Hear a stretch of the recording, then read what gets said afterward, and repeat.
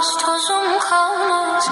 Bir gün çıkar can bedenden, bir tek kelime sözüm kalmaz.